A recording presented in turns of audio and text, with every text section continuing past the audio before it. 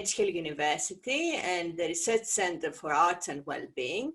I would like to welcome you all to this session that has been organized in collaboration with the International Arts Therapies Doctor Alliance that is chaired by Dr. Nisha Sajnani from New York University. And it's a pleasure to co-host this event with you and with all of our wonderful panelists.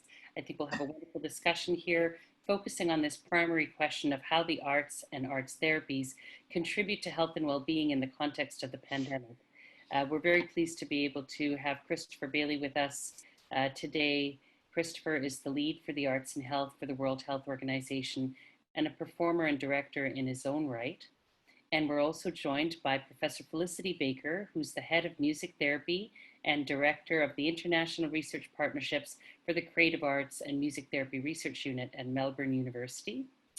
We have Dr. Azizah Abdullah, who's a senior lecturer in expressive arts, counseling, and psychology at University Utara, Malaysia.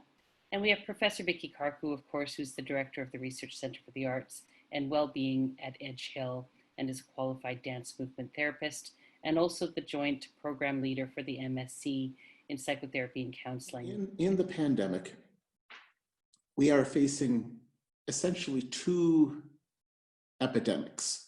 The first is viral, that we're aware of. The second is of misinformation and sometimes disinformation. Empathy is the driver of the arts. It's also the driver of healthcare. Certainly in the case of music therapy, we know that music has this capacity to kind of connect people in the virtual world. But when the COVID-19 pandemic suddenly hit, the situation changed.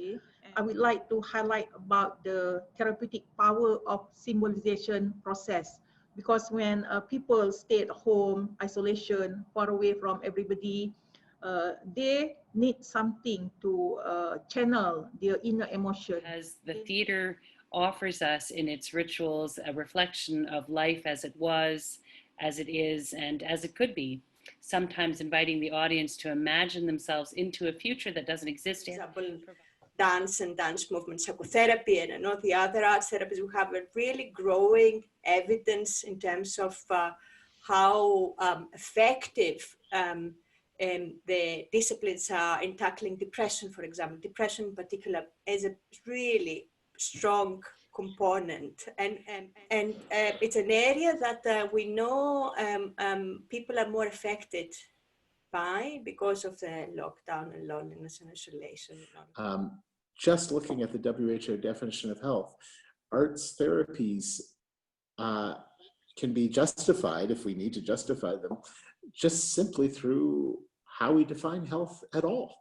Because as we talk about the arts therapies, we're not talking about them as taking place within 45-minute blocks in closed rooms. We're talking about these open spaces that actually involve family members and involve other community members, essentially doing what works. That we need to care about the potential risk to our to people, to community, to society when we receive this, because maybe some people, they don't aware that this sometimes it hit deep inside. Just thinking about the kind of depth of the work that we can have with people and do with people, and if we're actually not physically there in the room with them, what's our responsibility in terms of taking care of them if they open up to the emotive aspects of our work? So it's something we have to be quite mindful of, that we have things in place. Yeah, we are at a time where we're turning. How this turn, what shape, what direction we're going to take, we don't know yet, but we know we're turning.